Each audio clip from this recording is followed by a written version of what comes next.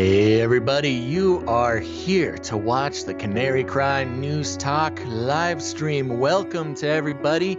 I see we got YouTube coming in, we got Facebook coming in, and best of all, I see our friends over at Twitch starting to log on. And here's the thing, once again everybody, we are trying to get our numbers up over at twitch.tv/Canary Cry Radio. So if you are watching anywhere else across the internet, please head over to twitch.tv/Canary Cry Radio. We're going to try to get an average of 75 viewers throughout the whole show here. And if you want to help us out, that is the best way to do it. And, you know, Twitch is where all the cool kids are. So stay tuned. Thanks for tuning in. And here we go.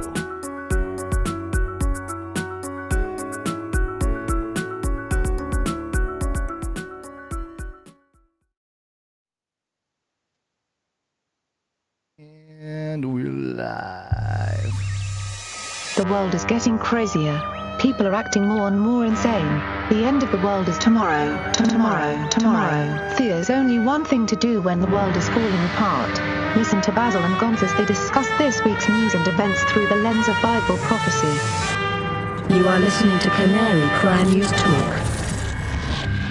You're listening to Canary Cry News Talk. Today is May 8th, 2020, episode 195, and this week, Days of Noah and Bibi's Baby Microchips. And I'm your Bibi Baby Microchip, Basil. And this is Gonz. Not sure why you'd want to be Bibi's Baby Microchip, but we'll get into those stories. We're going live on FaceLikeTheSun YouTube. Basil trolling all those people that hate googly eyes. Canary Cry Radio, YouTube, D-Live. D-Live actually the first person to actually jump on the stream. So that one viewer on D-Live, welcome. And of course, You're Twitch very special. And Facebook, which is a dying tech platform. Well, we got all sorts of fun people over on Facebook. We love all of our viewers across the internet. And thank you guys for tuning in. And again, as you heard in my pre-show announcement, we almost hit an average of 75 viewers over on Twitch. There's hundreds of you out there watching now. So if we could get 75 of you to average concurrent viewership over on Twitch, that'll help us out a lot. We're trying to hit partner over there, folks. We gotta shoot for something, because what else do we have to do? But more importantly, we've got all sorts of great articles and stories and things to catch up on. It's only been 2 days gone, and the news is as exciting as it's ever been. Yep, people in the chat streaming and driving. There's tasty sourdough. There's all kinds of great stuff going on. Do you just want to get into it? Because we got a lot of stories to get through today. Well, I saw some announcements to yes. talk about at the beginning. Do you Sure, want to mention those? You know, people always call us shills, so I thought I'd go ahead and make a t-shirt. Shill for Christ.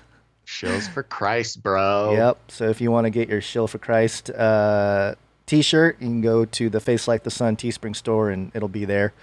Cool. Yep. Also, just an announcement here, because I found this interesting. It just came across my desk here. But there is a survivorship ritual abuse online conference that's happening next week, May 15th through the 17th.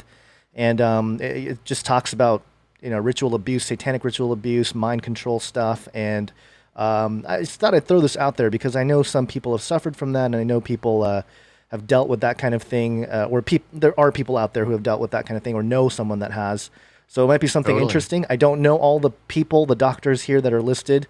I didn't do too much digging, but I saw this, and I saw that there was a connection to a list of, satanic ritual abuse type of information. So just thought I'd throw that out there.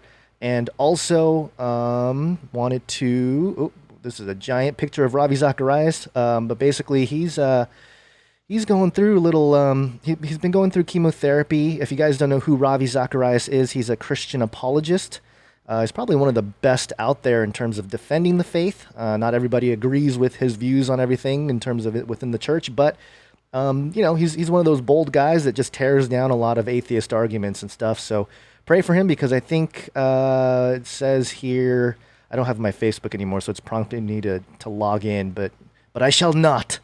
But I think he's got a tumor or something that is pretty on his sacrum, and the chemotherapy is not helping. And there's other alternative medication maybe he can try at this point. But anyway, pray for Ravi and his family. He's been very important in terms of defending the faith out there, and he's struggling with the tumor here. So, just a prayer call out for people who want to, all those prayer warriors out there. And those are some quick announcements. Now we can get into the show. You ready? Or did you have anything to say about? Well, yeah, there's a couple things coming in on the chat that I think might be good.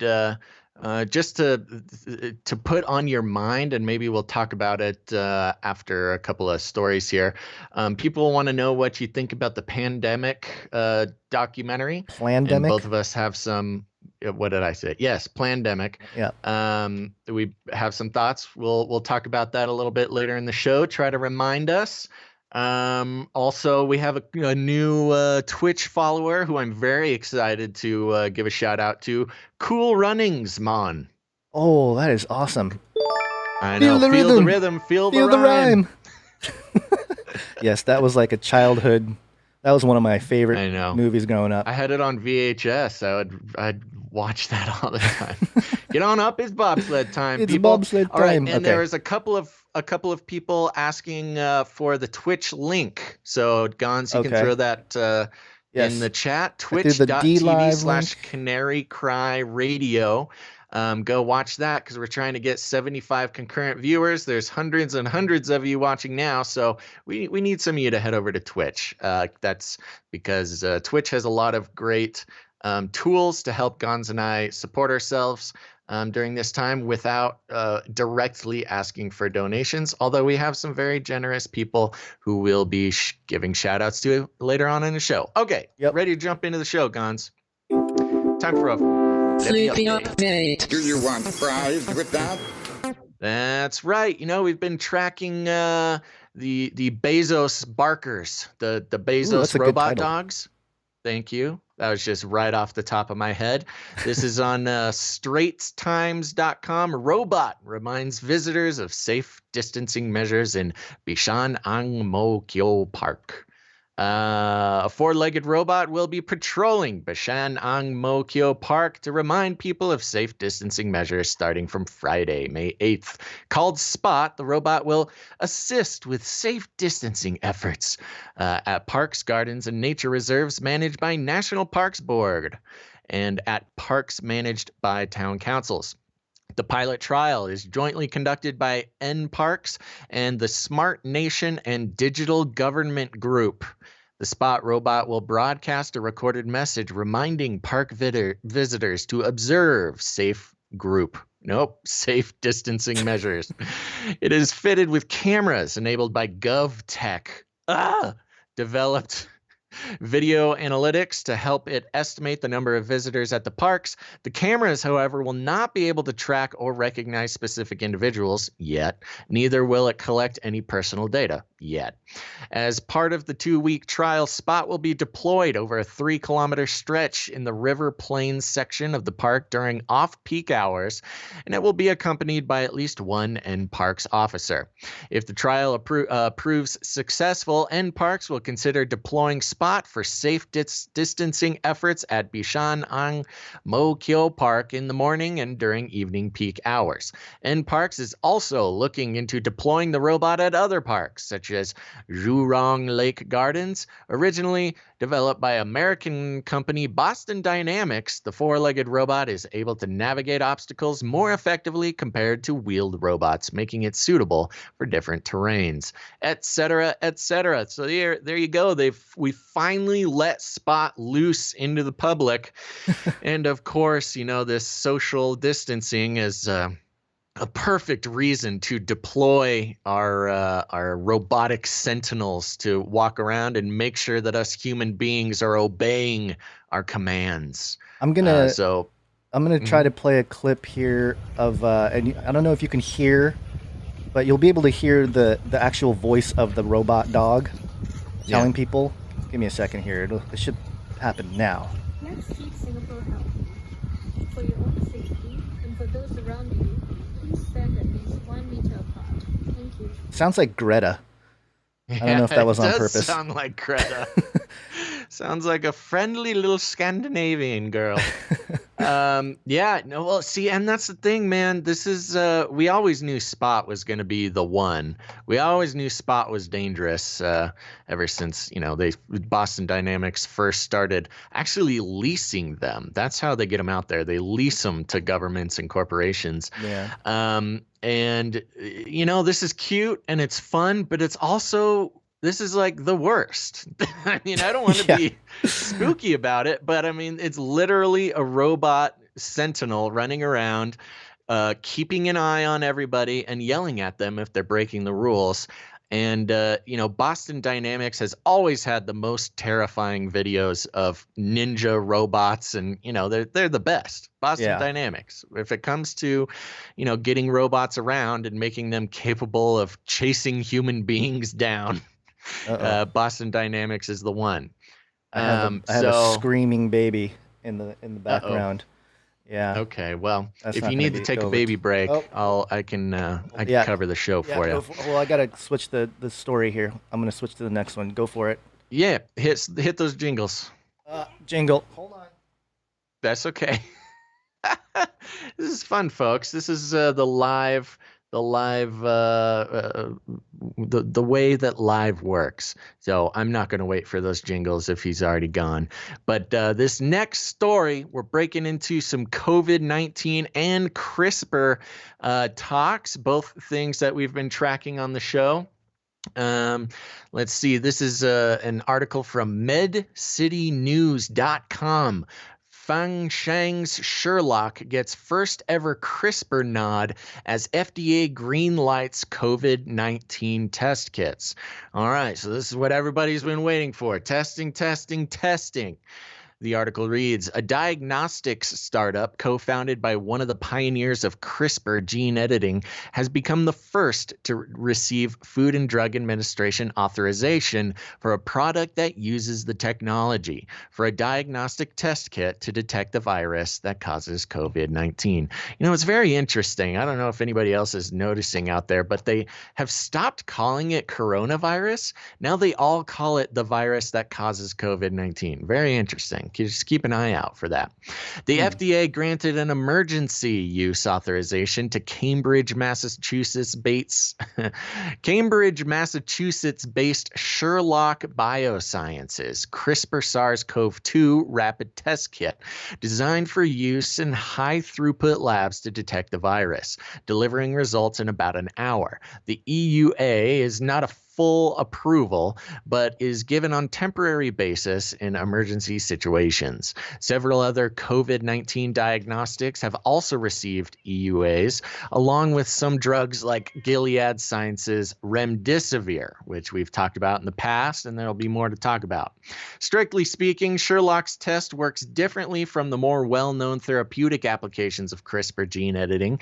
In a phone interview, Sherlock CEO Rahul Danda explained that it consists of two bases of guide RNA that are complementary to sequences of RNA in the virus and are attached to CRISPR-Cas enzymes.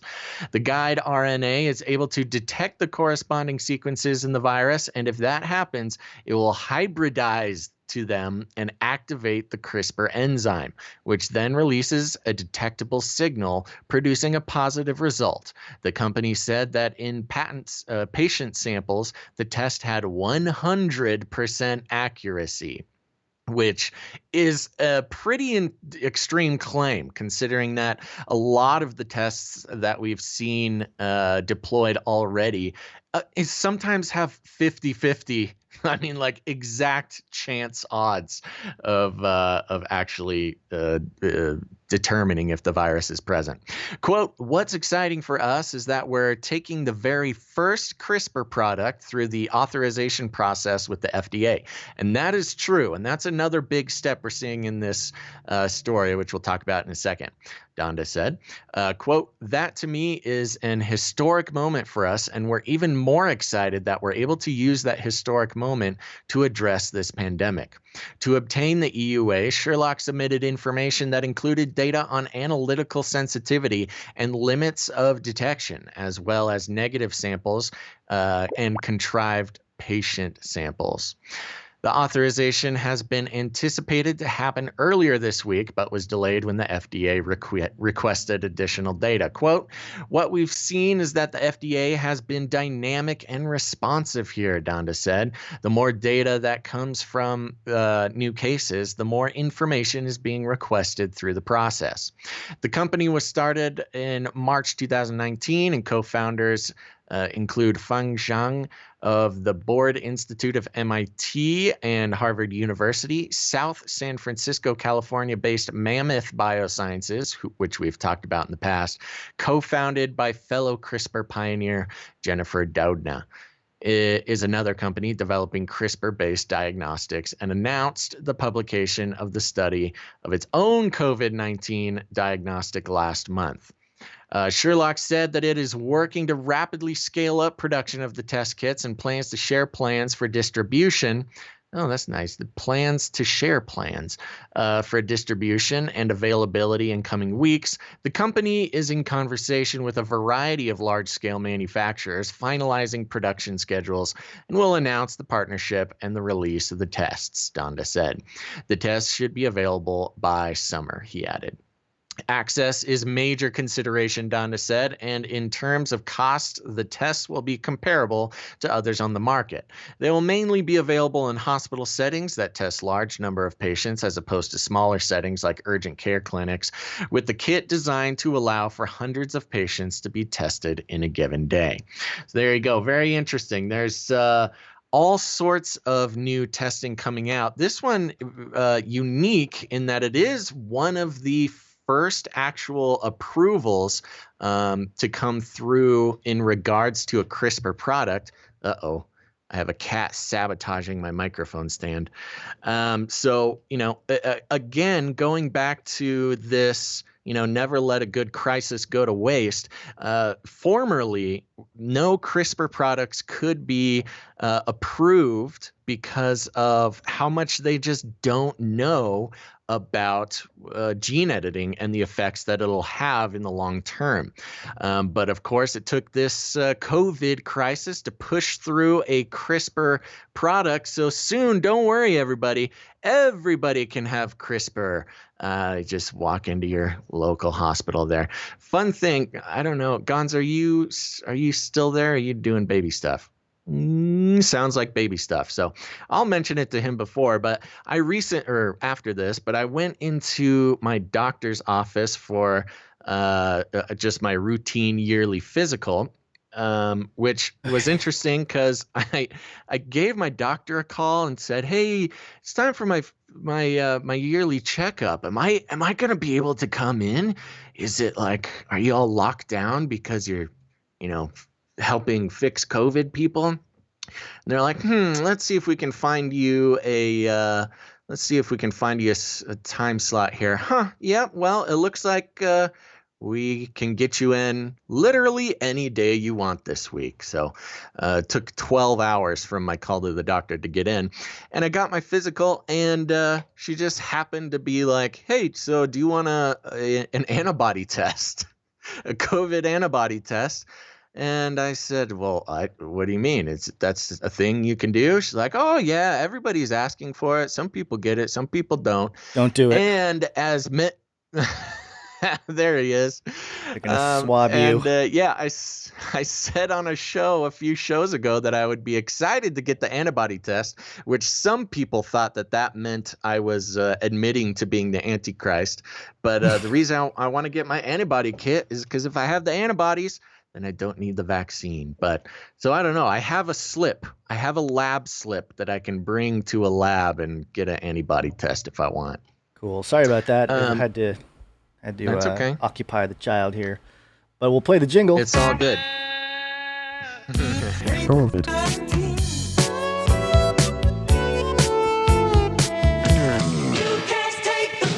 CRISPR. Cas9. Cas9. You got through the story, That's right. I got through the story. Don't you worry. But yeah, Okay. so interesting thing, Gons. This being the first, it was an emergency push through for CRISPR through the FDA, and it's actually the first CRISPR-based thing approved by the FDA. At least Right. that's what this article says here. Yeah, it's crazy. And why don't we have just a short back and forth, because somebody in the chat says, well, I lost it. Oh, I'm not really sure what y'all's issue is against CRISPR. It could cure cancer and save a lot of people. Thank you for the question, Syrian Soper. But the answer is right there in your question, which is it could cure cancer and save a lot of people, which is the PR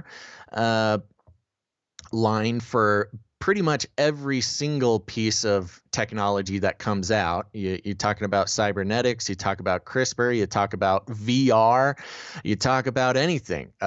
They all say it could help people who are sick, which is the sort of phase one for integrating a new technology that may or may not be for the best of humanity. And the problem we have with CRISPR is that it's very new.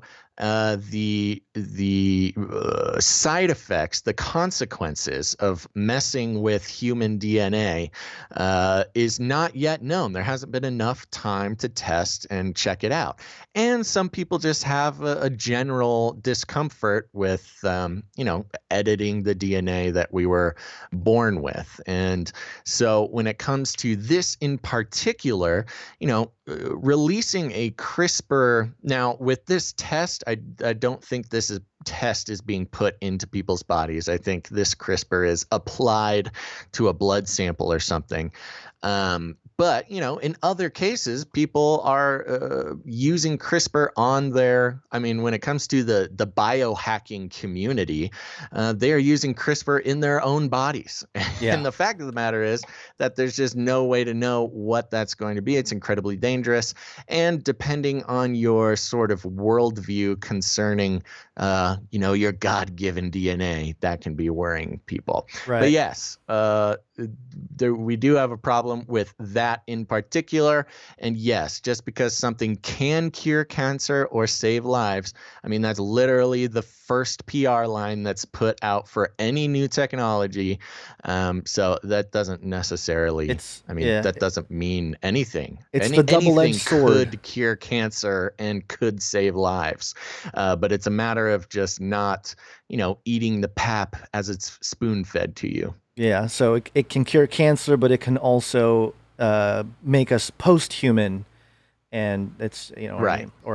In theory, they're going to be able to evolve us, and that's part of the transhumanist doctrine, is that we're going to grab a hold of human evolution and we're going to improve ourselves into gods, and that whole thing. So it's just a small step in that direction.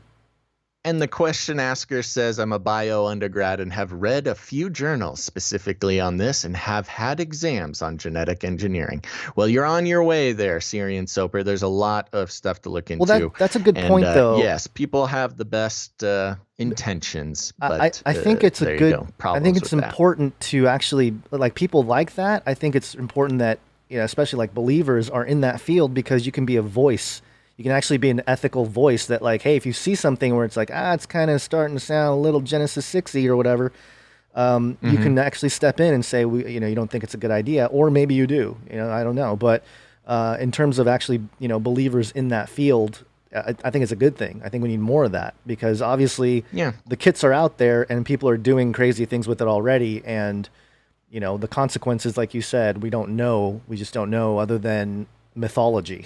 It's like the only place we really see any kind of genetic tampering, so to speak. So sure. It's just keeping track of it, and obviously, with great power comes great responsibility.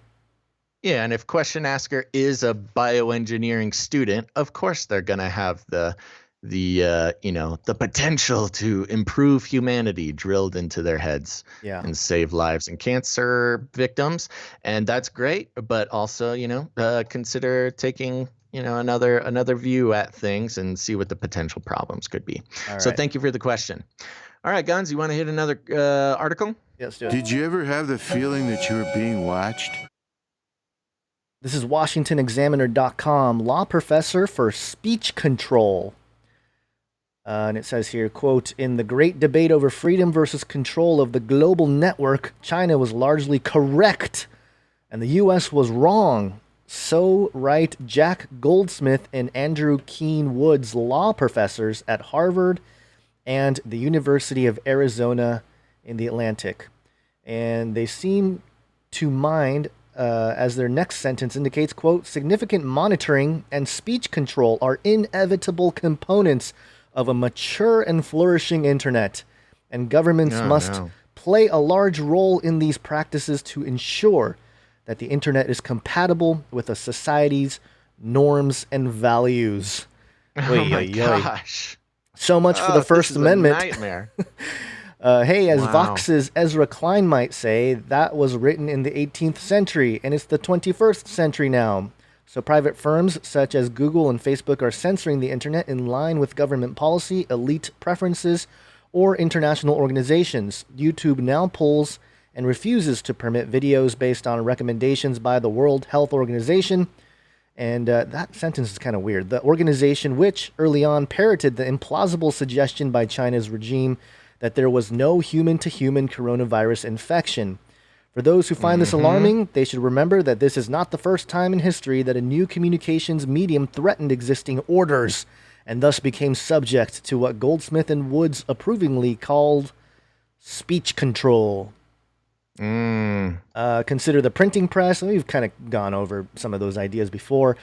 Before Gutenberg constructed his contraption in Mainz, books were scarce, products of hundreds of hours of skilled labor, as pricey as jewels and as useful as everyday life. Gutenberg's innovation helped launch the 16th century Protestant Reformation and the 17th century scientific revolution. Again, that whole Protestant Reformation reference coming up over and over and over again. That has been coming up quite a bit. That is interesting. Very interesting. Hold on, I'm sorry, the chat is stuck. And in mainstream, all these mainstream outlets trying to reference the Protestant Reformation. Yeah, it's probably in the memo. Governments tried to limit the number of printing presses, but were undercut by the multilingual presses in the Dutch Republic and after Parliament allowed the Licensing Act to lapse in England. Printed pamphlets distributed anonymously in the newfangled coffee houses were a key communication medium in Britain's glorious revolution of 1688 to 1689. Anonymous pamphlets, as historian Bernard Bailyn definitively documented, sparked the American Revolution as well. Adoption of the First Amendment shows the founders' opposition to free control or speech control. That attitude has been tested. Censorship has been accepted in wartime, though not so much recently. Elites have deplored the emergence of widely available new media, the penny newspaper in the 1830s, movies and newsreels in the 1910s, tabloid newspaper and radio in the 1920s, and television in the 1940s. In the 1990s, as Goldsmith and Woods notes, Congress opted for an open internet, freeing websites from liability from content posted by others.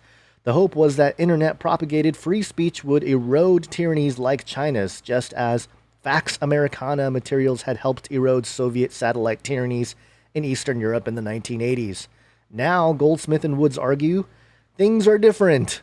China has gotten so good at limiting the internet that our freedoms are obsolete. What? They cite two wake-up calls, Edward Snowden's 2013 revelations of government and tech platforms' collection of private data and Russia's interference in the 2016 election. Whoa, those two things. Those two things in the so same. So many things. Yeah, so many things. All right, let's pause. Before I forget here, I was looking into some history, listening to some history podcasts, and kind of meandering around the Kennedy situation. And it is well known, documented historical fact that Russians did things to get Kennedy elected. Apparently, the KGB was put on alert in the KGB agents that were stationed in America to actively look for opportunities and to gently propagandize towards getting Kennedy elected. and it worked. So, people talking about how Russians, mingling, messing around with our elections, that's been happening since Kennedy, and probably before that. Kennedy being a Democrat, by the way. Yeah, I'm pretty sure every big nation has meddled in some way, one way or another. That's what we do. That's what everybody does. Yeah, Everybody messes with everybody's elections. I mean- Anyways, I just wanted to bring that up. I had heard, or I had encountered the documentation of Russians helping Kennedy get elected. Yeah, and It was very the United interesting. States intelligence agencies have most definitely meddled with many elections in foreign nations. As I don't have the clip on me, but you know that famous clip that we like about with the guy when he was asked, he was I think he was former CIA or was on Fox News and was asked, we don't mess with elections now, do we? Other countries' elections? And he was like, yeah, num, num, num, num, num, num. Yum, yum, yum, yum, Num, yum, num, yum, num, yum. num, num. That was, very classic so back moment. to the the topic at hand. So they're calling this person is trying to make a case that controlling speech on the internet is a evidence of a mature and evolved society, as can be as exemplified by China and its complete lockdown of its communications on the internet. It makes our freedoms obsolete. But This is horrifying. Snowden revealed eavesdropping, not speech control, and since the Mueller investigation found no Russian collusion with the Trump campaign, it's clear the Russian foray were very small potatoes. Much less formidable than, to take just one example, British and Russian use of 1940s pre-internet media to elect or defeat President Franklin Roosevelt in 1940. What really seems to bother Goldsmith and Woods is the dissemination of false information and the questioning of government actions about the COVID-19 pandemic. But, as Atlantic science reporter Ed Yong writes, we are dealing with, quote, a pandemic characterized by extreme uncertainty. We don't know exactly how it spreads, how many have been infected, and what percentage of those have died. We do know that the WHO, the World Health Organization, upon which YouTube relies on, got things quite wrong, as, for example, whether the virus was transmitted human to human.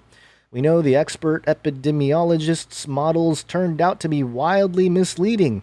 We know that some government orders, such as New York's command that nursing homes accept COVID-19 patients, have resulted in dozens, maybe hundreds, of needless deaths. Claims that, quote, science requires lockdowns are debatable given scientists' current ignorance about the virus and the inevitable ignorance about the negative health effects of eliminating cancer and cardiac screenings and elective surgeries, and of increased substance and opioid abuse following enormous job losses. Weighing these risks is the responsibility of public officials and of the active citizenry. When there are no clearly right answers, there is room for public debate. Speech control, especially when the controllers are the almost entirely left-wing employees of firms such as Google and Facebook, is attempted thought control. Goldsmith and Woods say that the internet is so powerful in its capacity to persuade and spread disinformation that speech control is warranted. The same thing was said about the printing press, about those pesky pamphlets, about movies, movie pictures, and radio and television. The founders had a different idea and put it in the Constitution 228 years ago. So I guess this author's trying to defend the right to free speech, which is kind of refreshing. Washington Examiner, good job.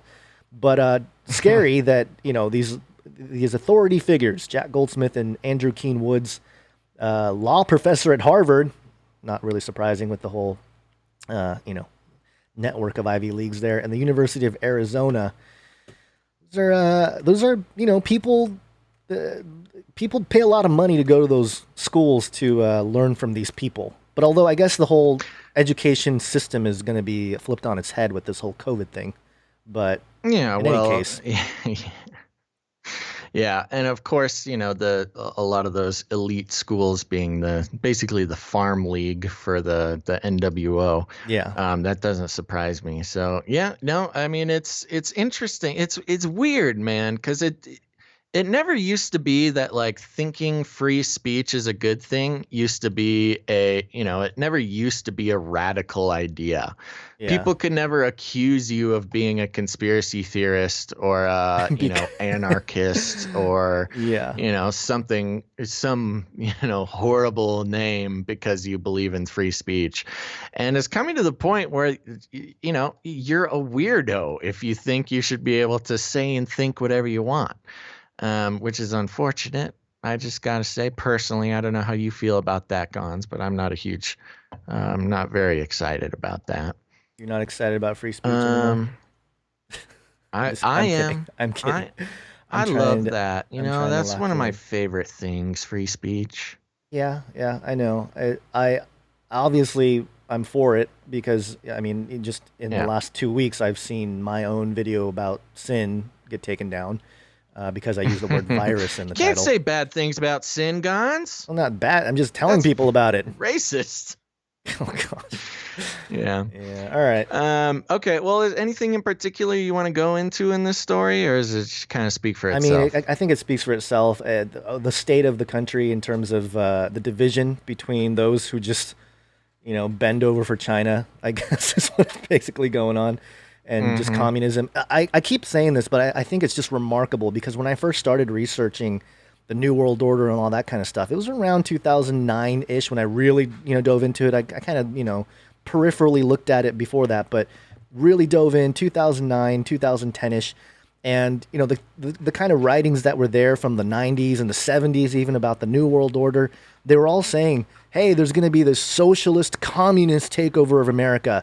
And I was like, man, that's never going to happen here. Like, even in 2009, 2010, I was like, okay, Obama's in office, and it kind of seems like it's going in that direction. But, man, it's like, whoa, I didn't realize that it was going to be 10 years. I thought it would take longer, 10 years or so, a decade, to just go full on, free speech is dead from our professors. It's just crazy. It's just insane. I know.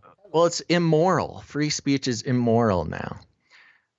Which is a good reason to get interested in the decentralized web, which we'll talk about in a second. Gons, I want to go through one more story, and then let's take a little break. Okay. Are we doing the... Yes, we're doing the thing. Okay, hold on.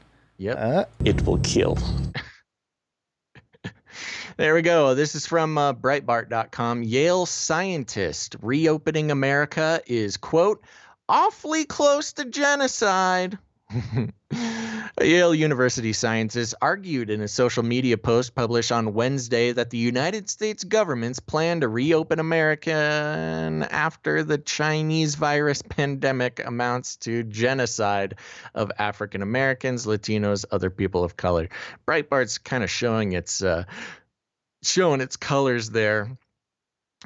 Sort of blatantly calling it the Chinese virus. They know they're going to get in trouble for that. Yale epidemiologist Greg Gonzalez criticized the U.S. government's response to the Chinese virus pandemic and its plan to reopen the country in a tweet that was published on Wednesday, suggesting that it would be, quote, genocide by default to lift, quote, shelter-in-place restrictions. Gonzalez also suggested that the government's response would disproportionately impact people of color. This is from the tweet by Greg Gonzalez. How many people will die this summer before Election Day? What proportion of deaths will be among African Americans, Latinos, other people of color? This is getting awfully close to genocide by default. What else do you call mass death by public policy? Quote, there we go. And here's another one. So what does it mean to let thousands die by negligence, omission, failure to act in a legal sense under international law? In another tweet, Gonzalez argued that government officials should face consequences for their response to the pandemic under international law. And then he quotes that same tweet I just said. Gonzalez's tweet was highlighted this week in a report by China's state-run communist publication, The People's Daily. Quote, an epidemiologist at Yale University on Wednesday launched one of the harshest attacks on the U.S. administration's response to the coronavirus pandemic, saying it was, quote, close to genocide by default, the report read. In a tweet on Thursday morning, Gonzalez said he was receiving criticism from the right-wing mob machine for his comments on the Trump administration's response to the pandemic. The right-wing mob machine is upset with me, getting threatening emails again, Gonzalez said. Quote, guess I should get with the program and say what a wonderful job the White House is doing on COVID-19 coronavirus. Nope, not a chance.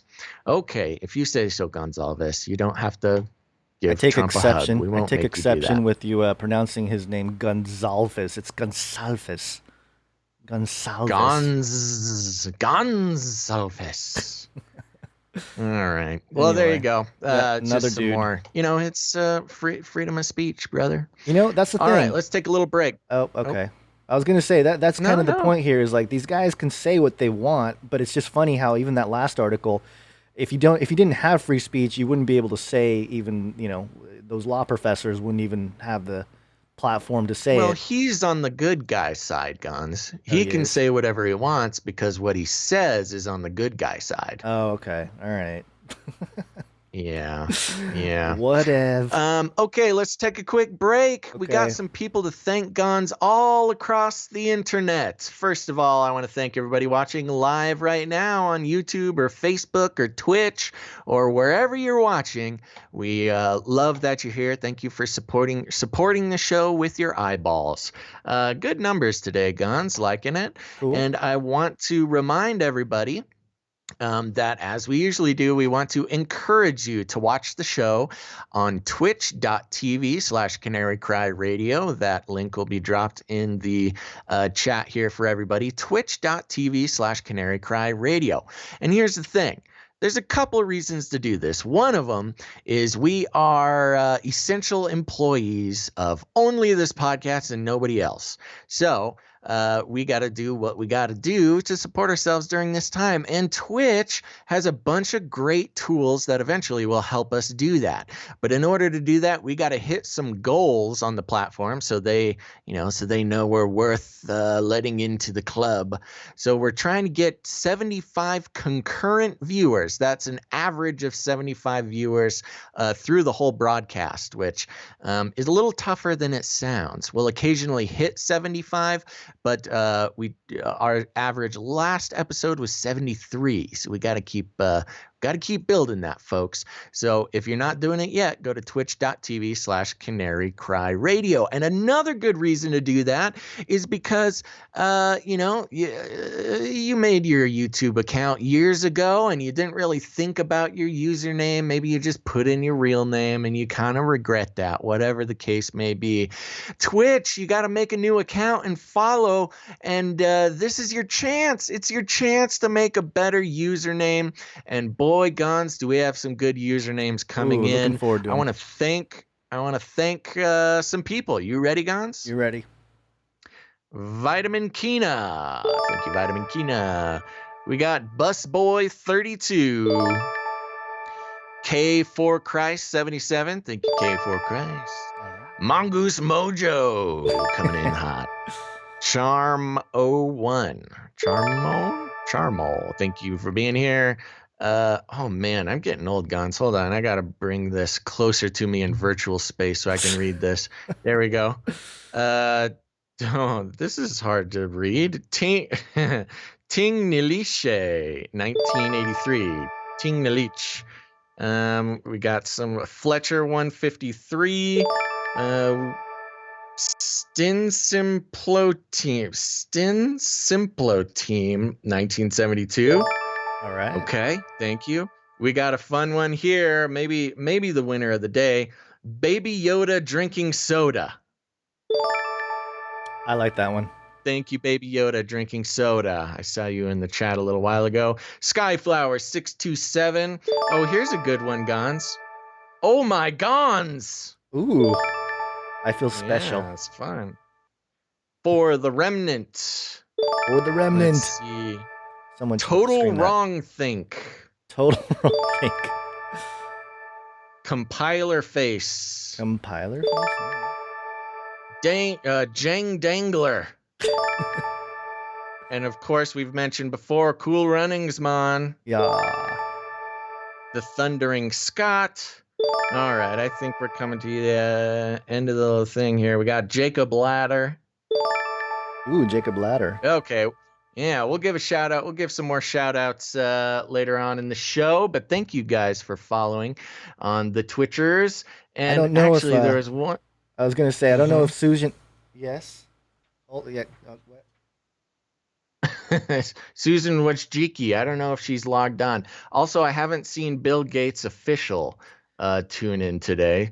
And also, we're missing the real Pope Francis. So yeah, our whole crew of official. I was gonna say Susan Wojcicki, the real Susan Wojcicki, the one that runs YouTube, did an interview just recently for YouTube, and I just thought it was funny how the quality for the CEO of YouTube, like the quality of the video was really bad, and just I would expect more from the one, the person that's supposed to be running the whole YouTube thing. Of course, yeah. But, she needs to have Prime Video set up.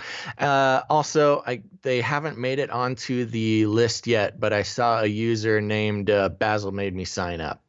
So thank you very much for signing up. So there you go. And let's see, we have somebody to thank over on the Patreon. Just so everybody knows, we have a Patreon, patreon.com/CCNT for Canary Cry News Talk. We got a bunch of fun rewards over there and bonus episodes, all sorts of stuff. Good reasons to support the show over there. And since last show, we have one upgraded pledge, and that's from Valerie. Thank you, Valerie, for that upgraded pledge. That's the one thing better than new pledges is upgraded pledges. That feels really good. Thank you, Valerie. And it's nice to know that people not only took the time to help out the show financially, but took the time again to up their pledge. That's very nice. Okay, anything else you want to talk about in the break here, Guns? Sorry, dealing with baby. Sorry. That's okay. You keep doing what you're doing, because I will remind people that a lot of people don't like Patreon. I get it. They kind of had a little bit of some fuzzy decision making in 2018, 2019, and that's totally cool. If you want to help support the show, because remember, we're doing 3 shows a week now, folks. This is getting to be a pretty time-consuming project, but I wouldn't have it any other way.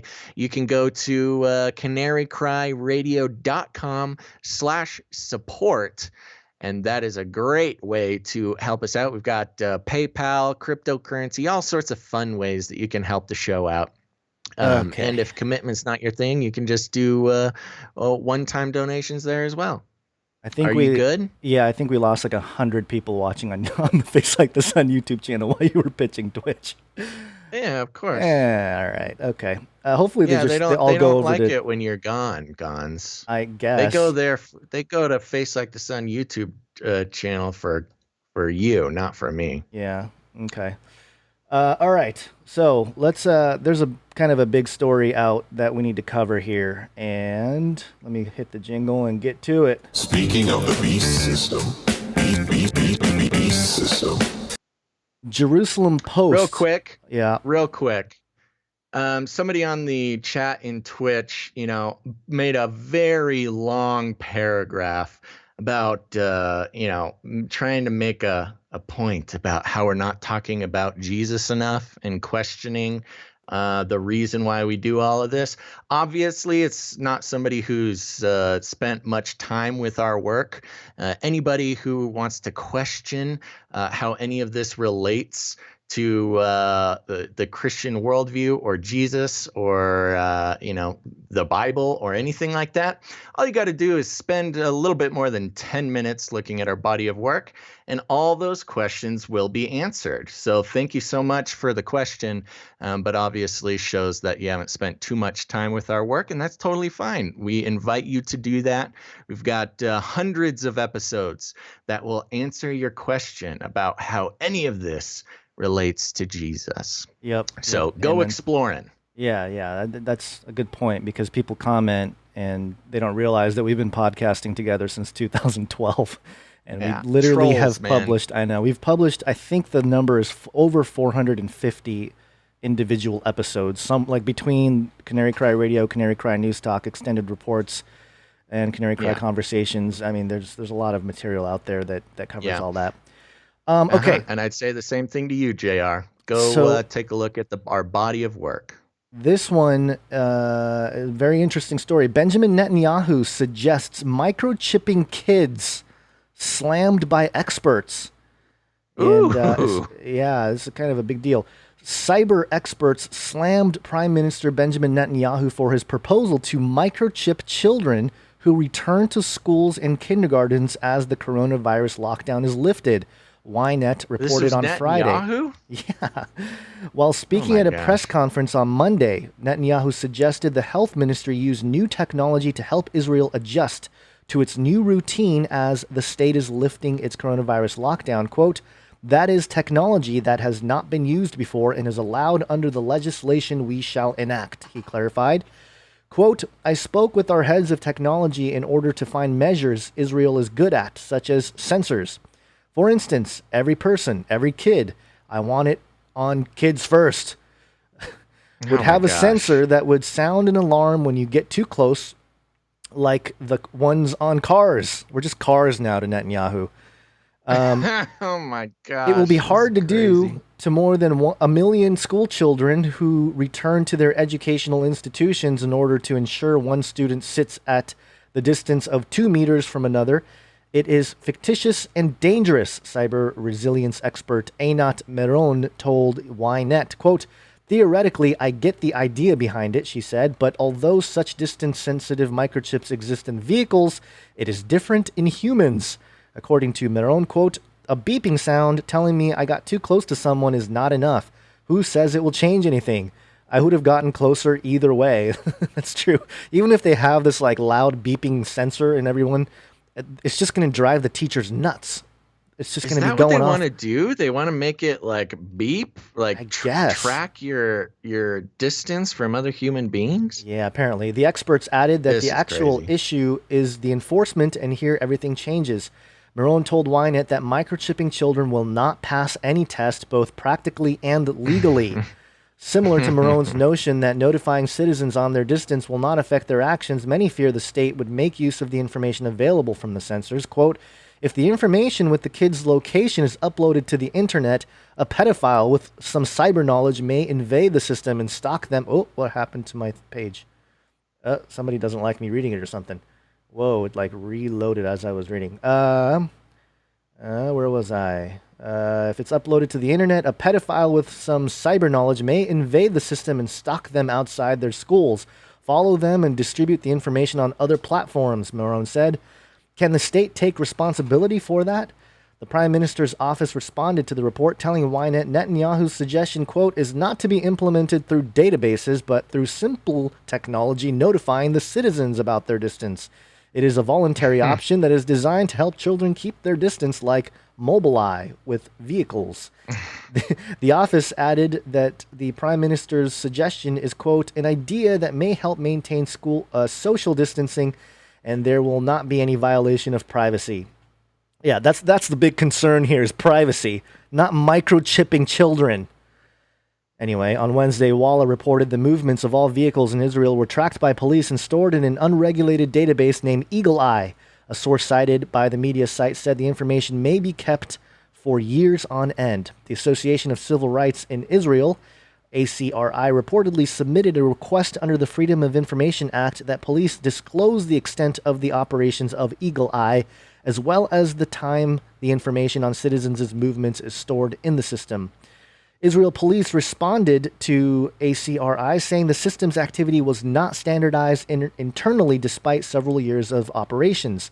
Quote, either way, once finalized, the procedure will not be disclosed to the public, police added. In late March, Yediot Aharonot reported a classified Shin Bet, Israel's security agency, database stored information on all Israeli citizens and most Palestinians from the West Bank. The data tracked by the security agency included movements, phone calls, and text messages. So this is very interesting in light of recently I made a couple videos about why Christians should ditch QAnon. And part of the thing that I keep asking these QAnon folks is like, okay, great. I get the fact that we're trying to expose the whole pedo ring and the satanic elite and all this kind of stuff. I'm for that. I'm for getting rid of those people and getting rid of that network. And, Epstein didn't kill himself and that whole deal. But number one, what replaces it, or who replaces it? And number two, what kind of measures are you willing to accept to ensure it doesn't happen again? And part of my example was, are you willing to accept some kind of mass surveillance system by the white hats or some kind of microchipping of the children? And it's just ironic. It's very interesting that this story would come out, that same week that I was making these criticisms of the whole QAnon movement, at least in terms of, the outcome, what the end game is for Q. So there's that point of it. But yeah, this is there's a point being made with the whole Q thing, which is this is really the Satanists versus the Luciferians, these two right hand, left hand path. Whereas, the questioner from earlier asking, what does any of this have to do with Jesus? Jesus taught the narrow path, and it really becomes important to keep that in mind as the right-left paradigm continues to, evolve into what it is, where one side is like all satanic, communist, whatever, that whole thing. And then the other side is going to be more of this. It's going to be for free speech. It's going to be for the Constitution. It's going to have all the bells and whistles of freedom and that kind of thing. But the technology aspect of it, the variable that no one's really paying attention to, or at least not really understanding how it's going to affect both sides, it's the technology, and the technocracy end of it. And so, right. Bad move in terms of Netanyahu. I know a lot of people are Bibi fans and, they like Bibi and they think that the United States and Israel should remain in bed together and all this kind of stuff. But eventually you're going to have to realize that, again, if you're going to be a follower of Jesus, then the path is narrow. And the solutions aren't going to come from any kind of political structure until he returns and really establishes, his rule, the new heaven and a new earth. So I don't know. What do you think, Basil? Netanyahu calling for microchipping kids. I think you wrapped it up pretty well. On another note, just to sort of round out some of the observations there. Yeah. I mean, it's really interesting because you suddenly, in this whole coronavirus thing, and this, of course, we're pretty apolitical here. We're not necessarily cheerleaders for Trump or anybody really, but when we see something we like, we call it out. When we see something we don't like, we call it out. And recently, one thing that was getting called out for President Trump is suddenly his enthusiasm for vaccines. Right. He starts coming out saying, I love vaccines. I love them. They're the best. They're beautiful. Give me all the vaccines, which kind of, caused some waves. And there's always been some parallels with Netanyahu and and Trump, and they've obviously had their sort of political friendship going on for a while. But I see this as sort of a similar blunder with Bibi. Just it's one of those things. I wonder if he even really thought about it before he just kind of came out and said it. You know what I mean? Because there's some things like that with Trump. You're like, oh, I think he's just kind of trying to fill up some airtime here and probably shouldn't have said that. But yeah, I can't imagine why anybody would think that suggesting microchipping all of our children, although I will say there's some particularly liberal people in America that would like to microchip our children as well. So I don't know. It's obviously a bad idea. I don't think it'll happen anytime soon. No. But he makes a good point, and another angle of this whole thing is Israel being its own sort of Silicon Valley, Yeah. and the economic force of its scientific research and its technology innovation coming out of Israel does make them sort of a prime testing ground for a lot of these things, similar to California in that way. Yep. I think when it comes to microchipping children, maybe Israel, but it may just as easily be California that starts that trend. Oh, yikes. I don't know. There's a Yikers. Yeah, yikers. Oh, wow, lots of noise back here, but it's okay. I was recently telling someone on Twitter that there's actually a lot more conservatives in California than you'd think. A lot of the whole liberal clusters are in LA and San Francisco, and there's a lot of farmland in between. In fact, if you drive between the two places, there's a whole section where you just smell cow. Cow poo-poo. California is a large and fascinating place. A big place. I want to give you a little update, Gons. We have a new Twitch follower named... we've made a call out that we wanted our elite friends to follow us. I think I know. Bezos #1, not the clone, has started following us. Thank All right, you. we got Bezos #1, Wojcicki, not the clone. The Pope. We got a good crew over there. This is fantastic. Pope Francis. We're still waiting for Elon, though. Oh, yeah. Someone's got to Elon it. Okay. Elon. You know what? There's actually a positive story here. Or I guess positive from our perspective. And where's my jingle for this? I had it here somewhere. I'm trying. Oh my god. Oh my goodness. Where did it go? Hallelujah. There it is. Guns, you gotta have those things on deck, man. I'm dealing with. You can't be waiting for these jingles. I know. I'm sorry. Time. I'm sorry. I got distracted by the peoples. Okay, go for it. All this right. is you. So we're from medium.com right now, titled Why We're No Longer Pursuing the Quayside Project and What's Next for Sidewalk Labs. This is from Dr. L. Doctoroff, fake name. No, Daniel L. Doctoroff. Dr. Doctoroff. And for those who may remember, Quayside Project, well, we'll get into it here. In October 2017, Sidewalk Labs and Waterfront Toronto set out to plan a shared vision for Quayside, a fundamentally more sustainable and affordable community resulting from innovations in technology and urban design. Since the project began, I've met thousands of Torontonians from all over the city excited by the possibility of making urban life better for everyone. So it is with great personal sadness and disappointment that I share that Sidewalk Labs will no longer pursue the Quayside Project. Oh, no. I'm going to read a little bit more. We'll see if it has a good enough explanation in there. But I have a feeling a lot of people don't remember this. We're going to need to talk about the Quayside Project, Smart Cities Agenda 21, but now 35 or whatever it is. We're going to have to give the full rundown, Gon, so get ready. Okay. For the last 2.5 years, we have been passionate about making Quayside happen. Indeed, we have invested time, people, and resources in Toronto, including opening a 30-person office on the waterfront. But as unprecedented economic uncertainty has set in around the world, and in the Toronto real estate market, it has become too difficult to make the 12-acre project financially viable without sacrificing core parts of the plan we had developed together with Waterfront Toronto to build a truly inclusive, sustainable community. And so, after a great deal of deliberation, we conclude that it no longer made sense to proceed with the Quayside project and let Waterfront Toronto know yesterday. While we won't be pursuing this particular project, the current health emergency makes us feel even more strongly about the importance of reimagining cities for the future.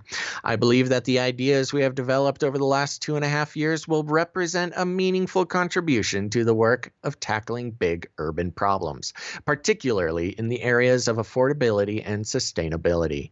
This is a vital societal endeavor, and Sidewalk Labs will continue our work to contribute to it. it.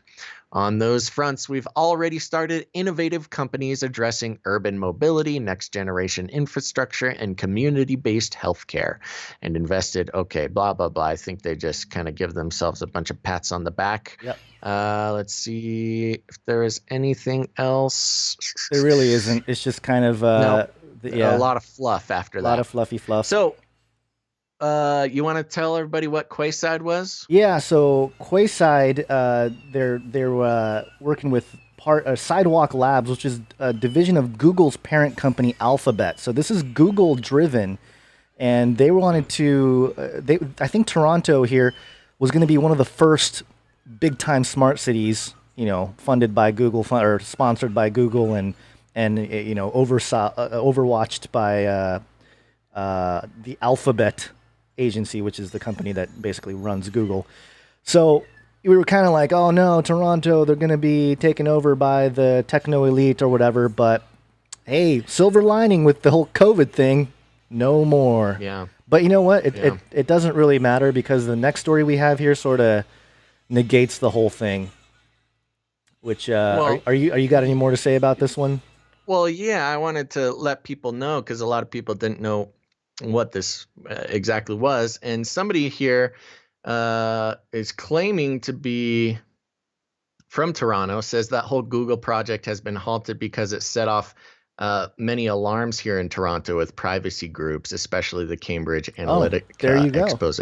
There you go. Yeah. Yeah.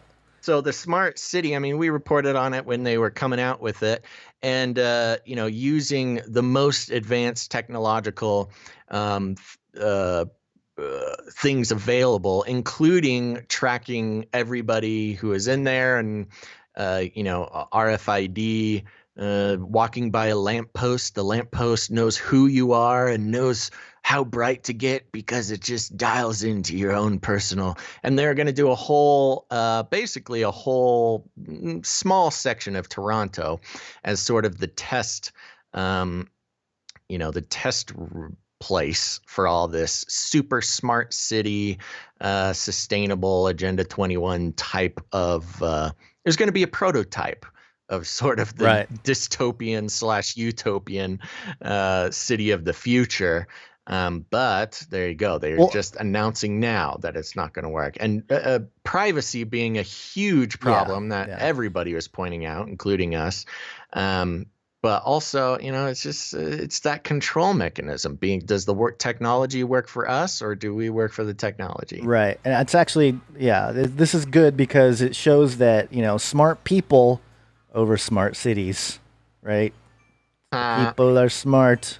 If you speak up, and if this is planned in your town, maybe you can avoid it a little bit longer. However, they're going to come up with different ways to get all the smart devices in everywhere. And this one comes, we got a new jingle. I put together a new jingle, and it'll all come together, but it was based on Elon Musk's conversation with on the Joe Rogan podcast last night. And I just lifted a couple sections of Elon talking about his Neuralace and made a little Elon Cybernetics jingle. Are you ready for it, Basil? Mm-hmm. I'm ready. You are already sort of a cybernetic symbiote. Neural nets are taking over from regular programming. So you are connected. We're already connected. We're already connected. Oh, no. TechnologyNetworks.com. Watching how the brain plans movement could help develop mind-controlled smart homes. Yay! So no smart cities. Hey, you guys are concerned about privacy. How about just a smart home where you can mind control everything in your house? It says here, walking across the room to switch on a light, such a simple everyday activity involves enormously complex computations by the brain as it requires interpretation of the scene, control of the gait, and planning upcoming movements, such as the arm movement to the light switch. Neuroscientists at the German Primate Center, DPZ, Leibniz Institute for Primate Research, have now investigated in which brain areas the movements are coded. I find it interesting that they use the word coded for reaching distant targets that require both arm and walking movements, and how the movements are planned in the brain before execution. For this purpose, they have created a novel experimental environment, the Reach Cage. They made a cage. Oh no! First results. That sounds terrifying. Yeah, first results with rhesus monkeys show that distant movement targets, which the animals have to walk to, are encoded in the same areas of the brain as close targets, even before the animal starts walking. They keep mentioning this, our brain stuff as just code, which is, again, it's sort of dehumanizing if you ask me. This means that movement goals near and far from the body can be obtained from the same brain areas, no matter if the goals require walking or not. These findings could be harnessed to develop brain-machine interfaces that control smart homes. Yay! And kind of goes into a little bit more of the technology and what they did with the rhesus monkeys and how they basically are trying to figure out how to predict, because as an athlete, I remember vividly, like in my mind, thinking, okay, what movements, what angles I have to move with my body, and being very strategic about that before you actually make those movements. And I think they're trying to measure that in monkeys, and they're saying, hey, we can do that now with the people to make your home smarter. So you don't have to flick that light switch to turn on the light, because, I mean, who's going to have all that energy to do that, who's got the time, man? Who's got the time and the energy to flip on light switch? Might as well jack in your brain so you can do it from there. So I won't read the rest of this. Oh, I got a little quote down here highlighted. The results show that motor planning areas of the brain process information about the goal of specific movements, even if the goal is at the other end of the room and a whole body movement is first required to get there. Okay. Alexander Gale, head of the Sensorometer Group, adds, quote, such knowledge is not only important to understand the deficits of patients who have difficulty in planning and coordinating actions, the new insights also might turn out particularly useful when developing brain-computer interfaces for controlling smart homes, for which goals such as doors, windows, or lights are distributed throughout a complex environment. I got a question, Basil. For people that get, they get the whole brain mind control device or whatever it is, and they're like living in the house or whatever, and someone breaks into the house, is that going to like freak out your brain sensors? Is that going to mess with your I don't know, your neurons or whatever? Maybe it will feel like they've broken into your mind. Your mind is your home now. Their little signal will be traveling around your mind sensors. Yeah. But anyway. Well, this is interesting. The most interesting thing I find about this is that how close it's coming. I mean, Elon started to talk about it, this being a reality in 5 years or something. Or, I mean, 5 to 10 years. Yeah, even just a year ago, I mean, we are talking decades out, but, this could be a lot sooner than a lot of us think. Yep. Susan Wojcicki has to leave the Twitch. She says, sorry, everyone, got to go. I have a meeting with the Dark Lords today. We're using Zoom. They would use. Only Sith Lords use Zoom. Oh, that's funny. That is hilarious. All right. Before we get too far into landing the plane, somebody reminded us to talk about Plandemic. Oh, right. The documentary. I watched it. I thought it was interesting.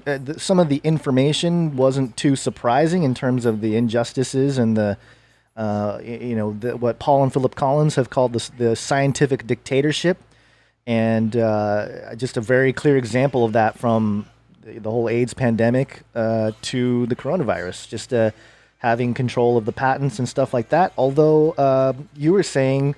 That somebody did a deep dive on the creator of the film, and there was some concerns there. Yeah, well, I saw. I have not watched Plandemic. I kind of have this. I'm probably wrong about it, but the feeling is that everything that's in there, I think I've already seen. Floating around. I have a feeling that Plandemic, and you can correct me if I'm wrong, Gons, but it seems like somebody just put together all the information that was already out there. It was an interview. I can't remember the lady's name. We should probably pull it up. It was an actually sit down. It was a sit down interview. I think the story has been out there, but I think this was the first time there was a virality behind it and people paying attention to this stuff now. So yeah, I mean, it was a sit down interview. A lot of the information, I don't think it didn't feel new to me, but I didn't think anyone really specifically had put it together the way they had in the film. Although, again, I don't know. I haven't dug too deep. I just watched it. Or actually, I was listening to most of it. I wasn't watching most of it.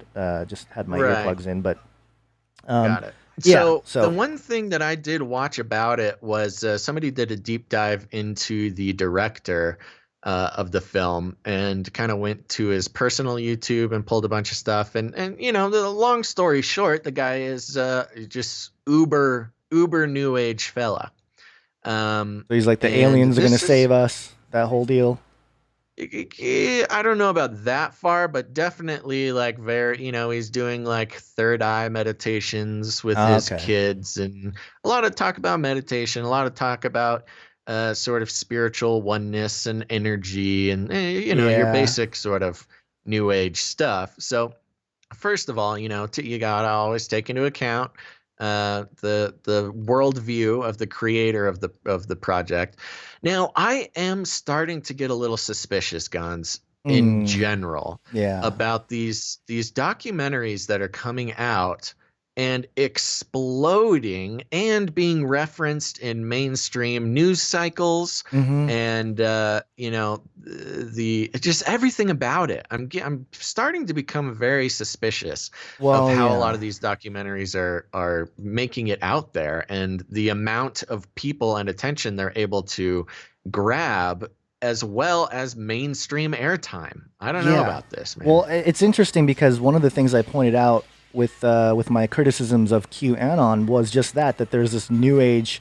It really appeals to the new age crowd, and there's a bunch of new agers that are really into the QAnon stuff, and part of what that seems to bring out, especially right now, is politicizing the new agers and creating that divide and conquer method where interesting. You have like, we're banning David Icke. David Icke being Chris White has this documentary called David Icke Debunked from 2009 or 2010 maybe, and he talks about when David Icke claimed he was the son of God, and he had some energy burst in his body, and he felt connected to the universe and all that kind of stuff.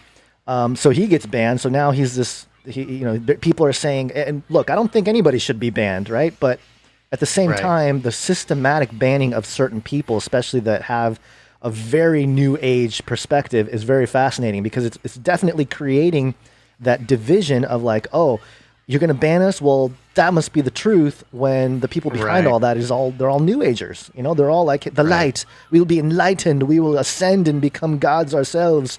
It's a very as a Christian, again, the whole, I just keep bringing it back to the narrow path. It's like we got to stay really focused, because it's starting to get really crazy with the division with the left-right paradigm, the Democrat-Republican divide, and now it's starting to reveal itself to be more of like a Satanist Luciferian divide. And so we just got to keep, stay sober-minded and keep an eye on this stuff. And I think you're right. These documentaries, it comes out at a very convenient time, and a lot of it is and the systematic banning also seems to create that momentum of, that must be true. They're banning it, it must be true. And certainly there may be some truthful aspects to it, but again, I got a couple of comments. One of them is, you're talking about the politicization of the new age, and I think on sort of a ground level, politics play, I think much like what happened to the Christian, quote, voting bloc in the 50s.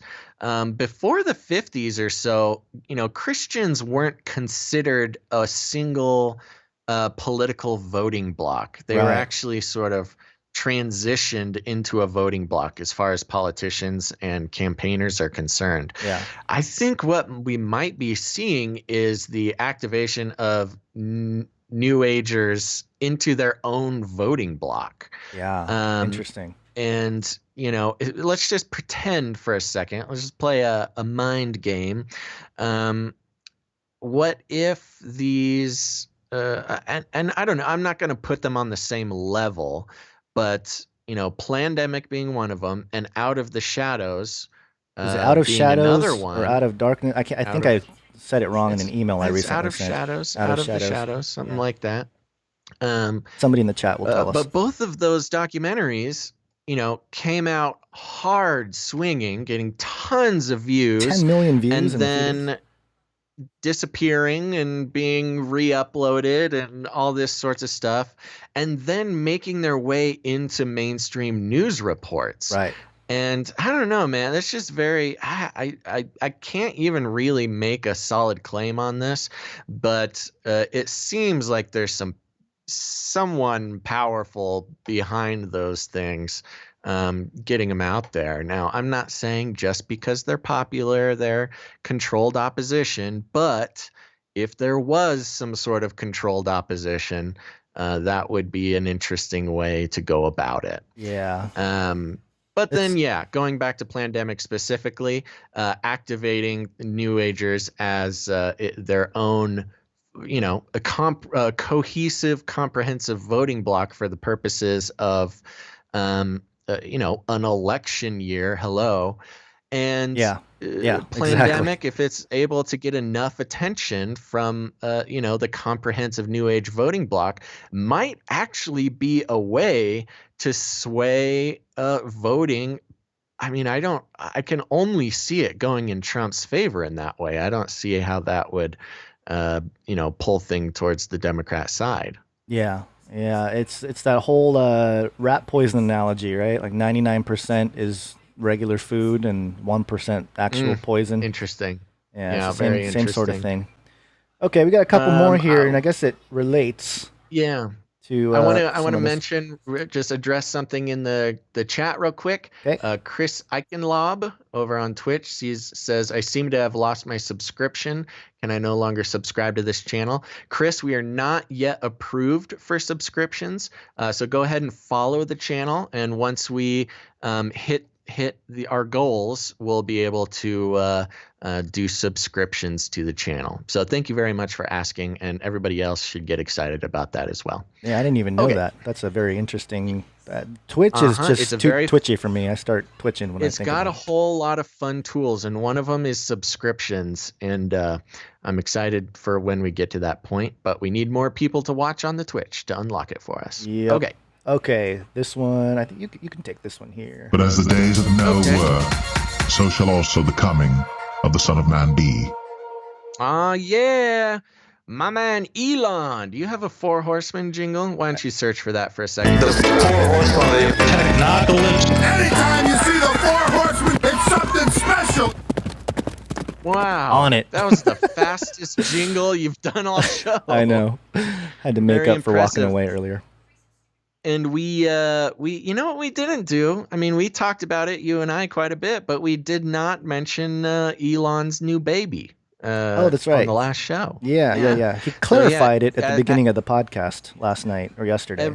Everybody's heard. Everybody knows Elon had his baby with Grimes, and I was thinking, oh wow, Elon finally had a baby. That's crazy. This is Elon's 7th child. Yeah. So he has, the seven heads or the 7 horns. You know what he said risen. too? He mentioned in the podcast. He said, well, first off, he clarified the name X Ash Archangel, but also he said that he appreciated this one more because he's older. And I thought, if I was one of your kids and I was listening to that, I'd be like, what, you didn't appreciate me earlier in your life or what? Anyway, just thought it was interesting. He did clarify it is X Ash Archangel. I think so, yeah. He said that Grimes came up with most of it, and he came up with the A12 to reference Archangel. So that's his contribution to the name. Yeah. Good for you, Elon. Okay. All right, I saw somewhere else. I can't remember if it was him tweeting or somebody else tweeting, but we won't be laughing so much at X Ash Archangel so much when he's the Emperor of Mars. Oh gosh. Oh boy. Yeah. Oh, speaking of which, here we go. RT.com. Elon Musk may have chosen a bizarre cyborg-like name for his newborn child. Just try pronouncing X, Ash Archangel. But the billionaire entrepreneur says spoken language itself may soon become obsolete with the rise of new brain tech. Appearing on another episode of the Joe Rogan Experience on Thursday, the UFC commentator / podcast host congratulated Musk on the birth of his sixth son. Okay, maybe it was, sixth son. I'm pretty sure he has 7 kids, so maybe one's a daughter. But couldn't help but ask about the infant's unique headline-grabbing name. Quote, how do you say the name? Is it a placeholder, Rogan asked, drawing an awkward laugh from Musk. Well, first of all, my partner is the one that mostly came up with the name. She's great at names, Musk said, adding, it's just X, the letter X, and then AE is pronounced Ash, and A12 is my contribution, which he says stands for Archangel 12. The CIA recon aircraft later developed into the SR-71 Blackbird, the coolest plane ever, which is, I've actually gotten to be inside of a Blackbird once. In the air? No, that's confidential, Gons. I can neither confirm nor deny that the Blackbird was in the air. As the conversation drifted into neural nets and artificial intelligence, Musk said Neuralink technology, a battery-powered device implanted directly into the skull, could be rolled out within the next year and potentially, quote, fix almost anything that is wrong with the brain. Eventually, in addition to curing disorders like epilepsy, he said language itself could be made obsolete thanks to the new tech and perhaps unpronounceable baby names along with it. Elon, let's see, that's an ad. Here we go. Quote, you would be able to communicate very quickly and with far more precision. I'm not sure what would happen to language, he said, explaining that human beings are, quote, already partly a cyborg or an AI symbiote whose hardware is merely in need of an upgrade. Asked about how long it might take before mankind goes mute. Wow, my speech processing is slowing down. Must make this text upgrade bigger so I can read it on air. See, the connection is slow. We have these computers, but the brain computer connection is slow. Elon's promising he's going to speed it up for us. That's right. Help me, Elon. Asked about how long it might take before mankind goes mute, Musk said it could happen in 5 to 10 years in a best-case scenario if the technology continues to develop at its currently rapid pace. Of course, even in the entrepreneur's brave new world, he said some might still choose to speak for, quote, sentimental reasons, even when mouth noises are but a primitive vestige of the past. Gons, what is it going to mean for podcasting when language doesn't mean anything? I'm obviously already having some trouble here.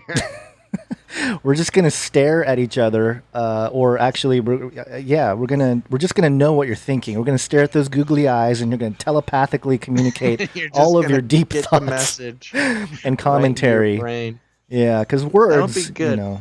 Yeah, there's an old joke that I won't say, but. I'm liking this. People liked my my Elon impression. You didn't stutter enough, though. You got to stutter and slow down and have really long, dramatic pauses and weird eye movements. Man. Yeah, you forgot that part. But it's okay. So there you go. It's interesting just because of the whole concept of language and bringing it back to sort of a well, in this case, it's a non-language, but really what he's referencing is kind of this universal language of technology, of I don't know, math, of AI, whatever. But it's fascinating to look at because, the jingle here was as it were in the days of Noah. And we know that Noah lived 350 years after the flood. And so it's suggested that he was alive during the Tower of Babel. And, you look at the Tower of Babel, this is Genesis 11, that first verse. Now the whole world had one language and one form of speech. And of course, they weren't telepathically communicating at that time.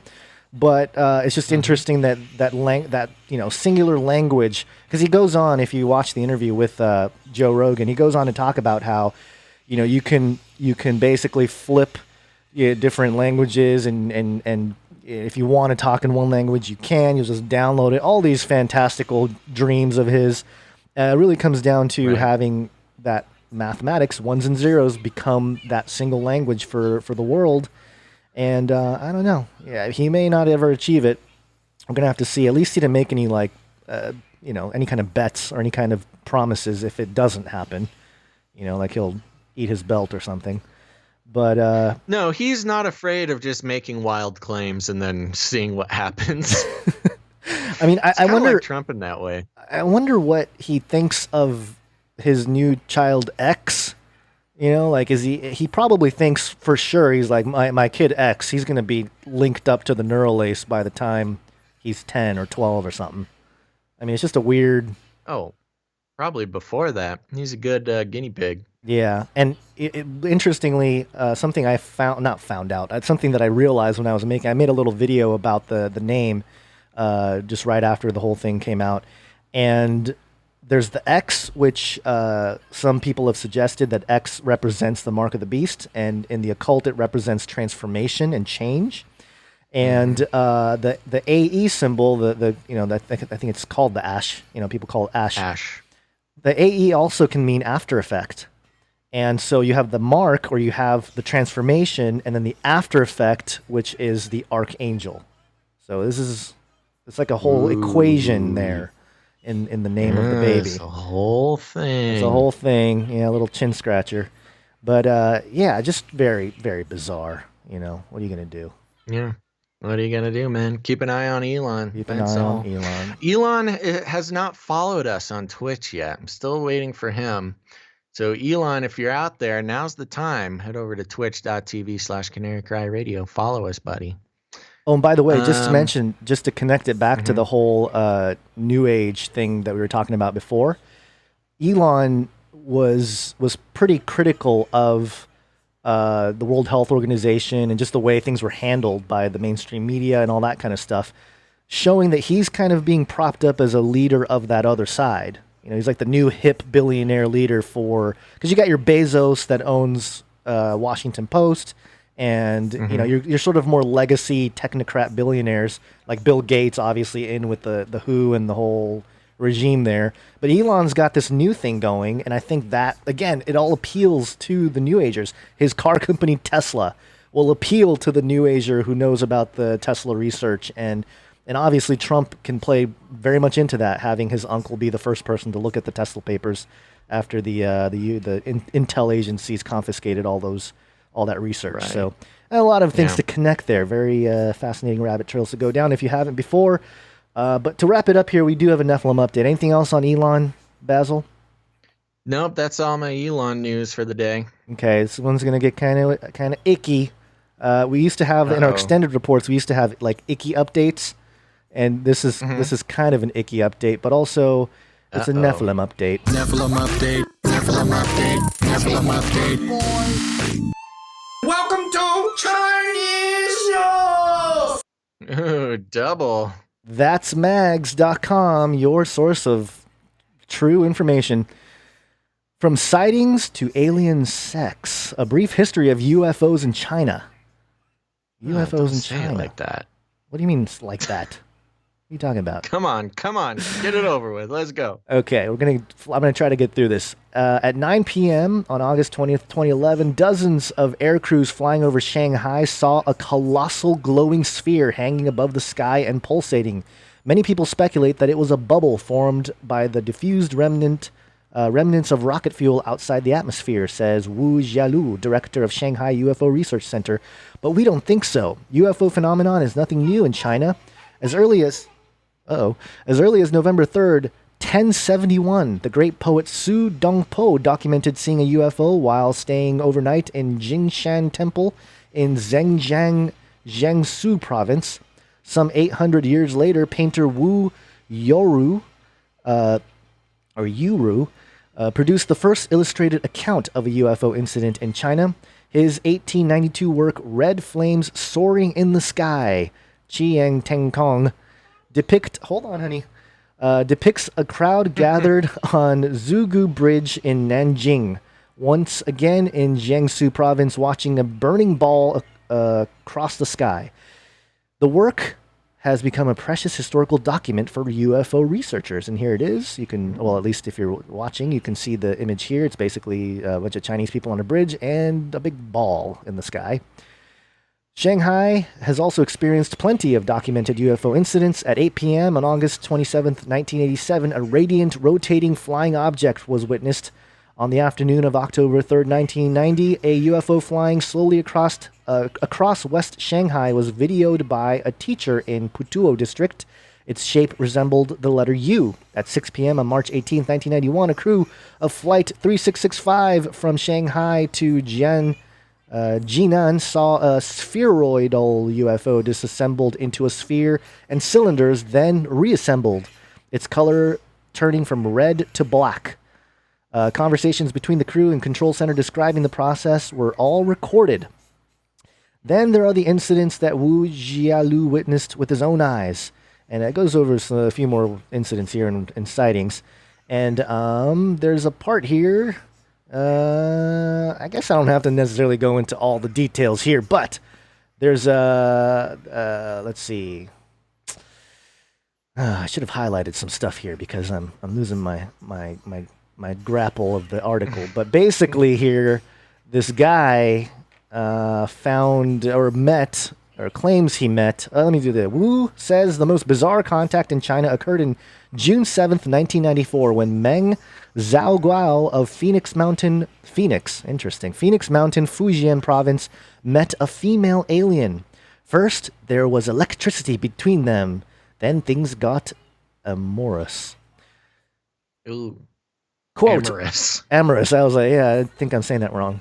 Amorous. Quote, according to Meng, the female alien looked like a white monster. She was very tall, about 2.5 meters, and wore tight clothes with only her big eyes and private parts exposed. She did something to him that felt like an electric shock, and he passed out. When he came round, he found several scars on his body. According to Wu, she had planted something mung bean-sized into his body. Things were about to get even stranger. Meng had sexual intercourse with the female alien. She suddenly fell down on him. He can hardly move. And his little area felt hot and ached. And the experience was more pleasurable than anything he had ever felt. Oh, I did highlight something. Not an experience we expect. Getting steamy at the end of the episode. I told you it was an icky update. Not an experience we expect he forgot in a hurry? I don't know why it's a question mark. The female alien has been on his mind ever since. 1 year later, he still had little desire to make love to his wife and was physically drained. Although the alien never returned, there seemed to be telepathy between her and Meng. The most common message she transmits to him is about environmental protection. I'll just end it there. Of course. But of course, environmental protection. So anyway, I know it's a kind of a weird one, but I had no idea that in China they had all these UFO sightings, and along with it, an encounter that resembles very much what we read in Genesis 6 with the sons of God and the daughters of men, but flipped. It's the other way. And so anyway, that's our Nephilim update.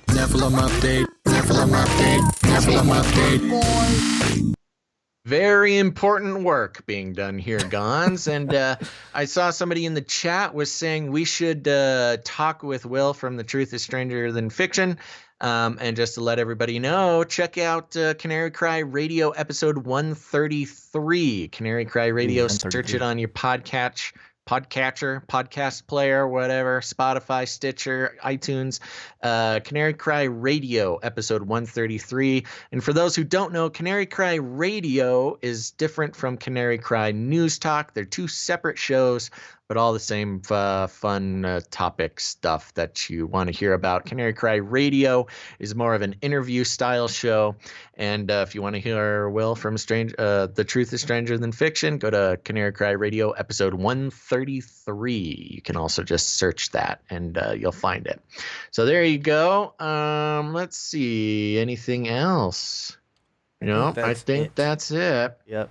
Anything else you wanna talk about before we land the plane here, Gonzo? I think we're good.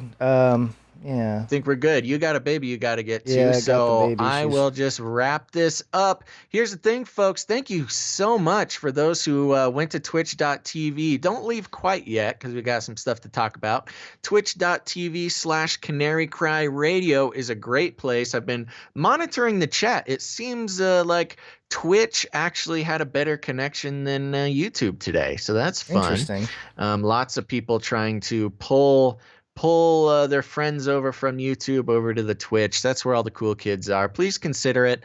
I know you YouTube kids don't like it when I talk so much about Twitch, but in these times that we're currently in, Twitch is the best way for Gons and I to support ourselves. So it's either I talk about donations or I talk about heading over and following us on Twitch. So those are the options. Nothing in life is free. Gons, you and I made the decision a long time ago against our better judgment to pledge to not play advertising on the show.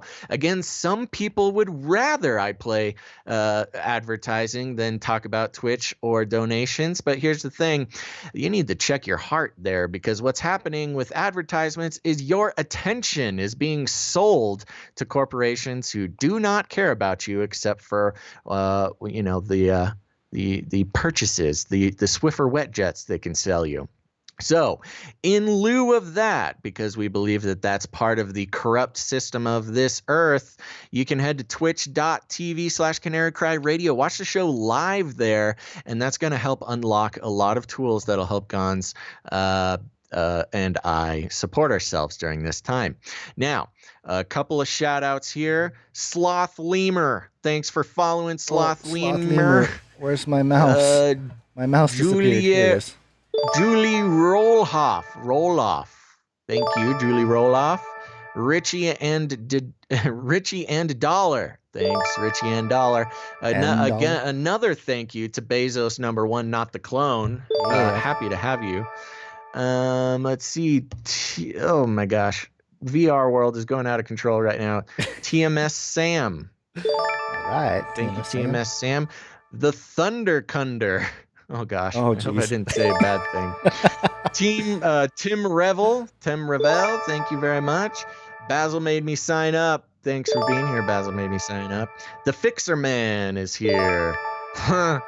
This I love. This I've gotten into since the quarantine. This user's name is Lawn Care is Life. Hey, good tips. I've turned into a middle-aged dad taking care of my lawn during this whole thing. Yeah. And those are our new followers over on Twitch. Thank you guys so very, very much. And remember, you can also help support Gons and I in these times by heading over to patreon.com/Canary Cry Radio. Nope, that's wrong. Well, you can go there too. Patreon.com/CCNT for Canary Cry News Talk. Gons, if you want to pull up those PayPal shout outs, we can do that real quick. But remember, we are entirely listener supported. We are your essential employees, and those who recognize that and want to keep the show going, you can go to patreon.com/CCNT to support. We've got a bunch of fun rewards there and bonus episodes. We also have bonus episodes and rewards separately at patreon.com/Canary Cry Radio. You can check both of those out. But, a lot of people don't like Patreon. We totally get that. It makes it easy for us, but they got in a little bit of hot water a little while back. So if you don't like Patreon, you can go to canarycryradio.com/support. You're asking me to do multiple things at once. canarycryradio.com/support. That's right. You can go there. You can sign up with PayPal. You can give a one-time donation if commitment is not your thing. And also, there's fun ways like cryptocurrency and things like that. And also, remember, here's the thing. We read about just how close we are to completely shutting down free speech on the internet, how the internet needs to conform to an evolved and mature society. And luckily for us, somebody is already on the job of solving that problem for those who value free speech. There's something called the decentralized internet. And if you want to learn about the decentralized internet, Gon's created a great resource to learn about decentralization.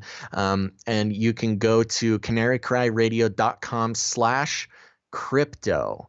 canarycryradio.com/crypto. I recommend everybody go do that. It's a learning experience. You're going to get a lot of knowledge that you're going to be thankful that you got, and that I imagine not a lot of other people are trying to teach you.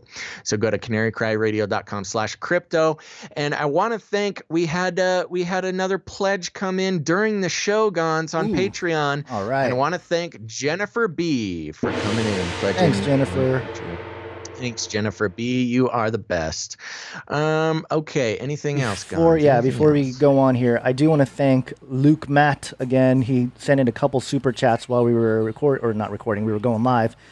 And he had a couple messages. First off, it said he said, to all those people who don't like the stream but like Gons, you can watch Gons' other 900 videos on his channel. Face Like the Sun. Yeah, that's true. I recently broke the 900 mark. And he sent another one. Has anyone heard about Pastor Greg Locke's Facebook post being taken down because he invited people to his church?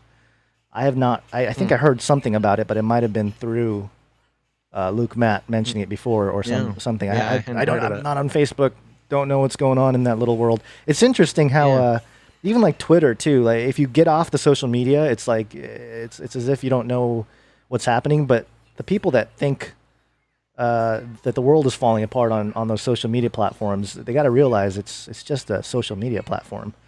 You know, it's just a fraction of reality that they're talking about. Just anybody on social media freaking out. Oh, right. Yeah.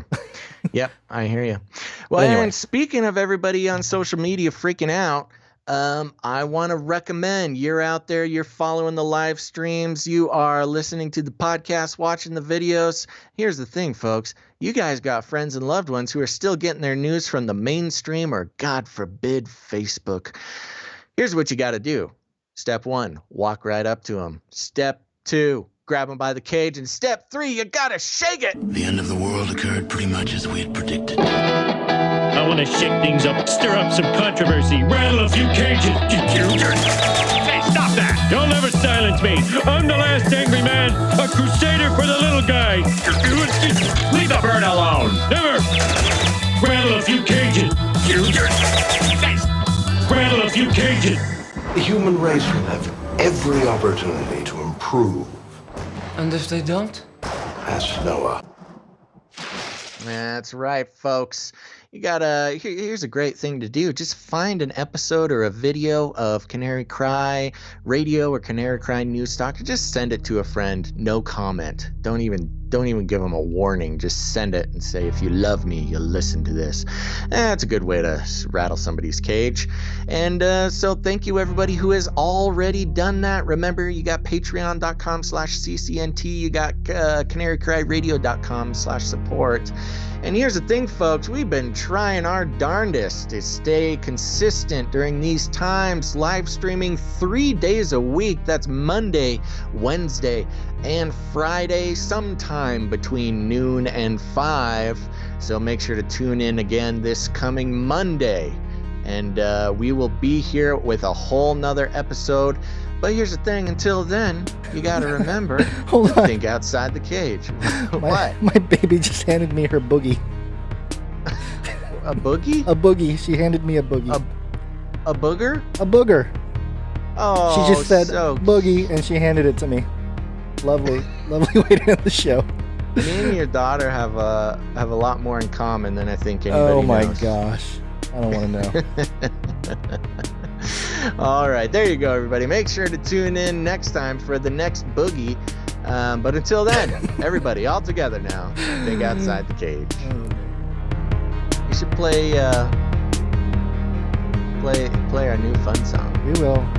Relax. Here's a boogie.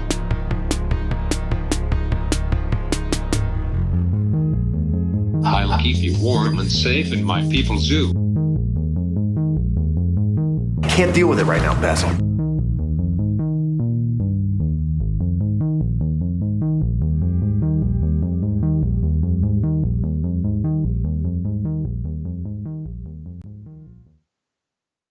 I want to shake things up, shake things up.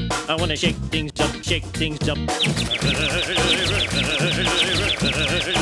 the bird alone. I want to stir up some controversy. I want to rattle a few cages. I want to rattle a few cages. I'm the last angry man. You'll never silence me. I'm the last angry man. I'm the last angry man. You'll never silence me. I'm the last angry man. A crusader for the little guy. Little guy. Little guy. Well, we'll see about that. Whatever, Illuminati.